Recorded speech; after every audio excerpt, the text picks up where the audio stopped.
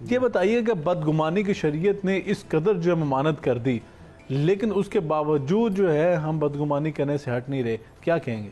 اصل میں اسامہ بھائی آپ نے بہت زبردست موضوع رکھا جو ہماری معاشرتی اخلاقیات سے جڑا ہوا ہے. جی، یعنی یہ لفظ زن ہے، اس زن سے حسن زن بھی ہے اور سوء زن بھی ہے.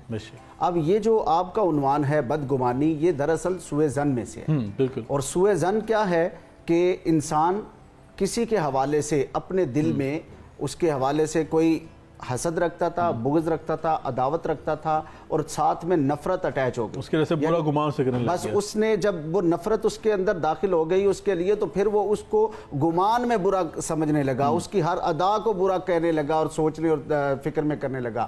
یہ چاہے کہ وہ برائی اس کے اندر بھی ہو سکتی ہے، انسان کے اپنے اندر بھی ہو سکتی ہے، لیکن اس کے لیے اس کے پاس جسٹیفیکیشن ہے، اس کے لیے اس کے پاس کوئی لاجک ہے، لیکن اس برائی کو وہ زیر کرتا ہے، اور صرف اس وجہ سے کہ یہ چونکہ اس کے لیے بدگمانی رکھتا ہے، سوء ظن رکھتا ہے.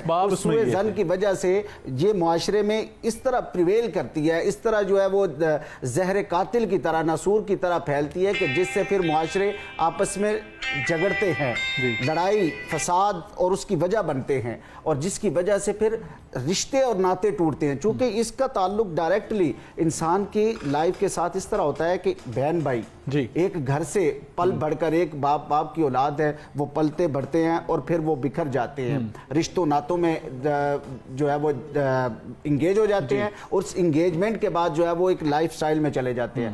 وہاں پہ یہ چیز آتی ہے کہ کمپیریزن کیا جاتا ہے، دیکھا جاتا ہے، پھر وہاں اس چیز کا دخل ہو جاتا ہے کہ وہ پھر سوچتے ہیں کہ فلاں ایسا ہوگا، یہ ایسے ہوا ہوگا، اس کے پاس یہ چیز آئی ہوگی، خود ہی سوال خود ہی سوال اور خود ہی جواب ازیوم کے اوپر سارا سسٹم چل رہا ہوتا ہے. لہٰذا اس سے معاشرتی طور پر بگاڑ پیدا ہوتا ہے. جی بالکل یقیناً. جبکہ حسن زن کا حکم خود اللہ پاک نے جو آیا کریمہ جو آپ نے بنیاد میں بھی کی، اس میں بھی اللہ پاک نے یہ چیز کلیئر کر دی ہے کہ زن ناجائز نہیں ہے، برا زن ہاں جائز بھی ہے. خود حضور کی حدیث پاک ہے کہ اللہ کی ذات کے حوالے سے حسن زن رکھو، اور وہ خیر والا زن ہے. جی ہاں، تو اس کے لیے زن رکھے کہ اللہ کے لیے جتنا آپ رکھیں گے، اللہ رحیم ہے، کریم ہے، غفور ہے، مہربان ہے، وہ اتنا ہی جس طرح انسان زن کرے گا اسی طرح ہوگا.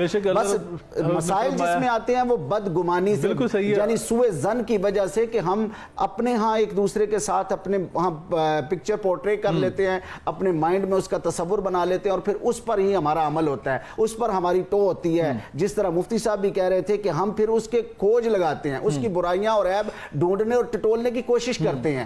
یہ چاہے کہ اگر ہم وہ کہتے ہیں نا کہ معمول بھی ہے کہ اس کے حوالے سے جب ایک انگلی آپ کسی کی طرف کرتے ہیں تو چار آپ کی طرف آتی ہیں. انسان اگر ان کی طرف سوچ لے کہ اپنے اندر کیا برائیاں، تو کسی کی طرف یہ دیکھنے کی سوچ. خوبصورت کہتے ہیں کہ اپنے گربان میں انسان جب جا کے تو پھر پتہ لگتا ہے کہ میں کہاں پہ کھڑا ہوں، اور جس کے بارے سے بات کر رہے ہیں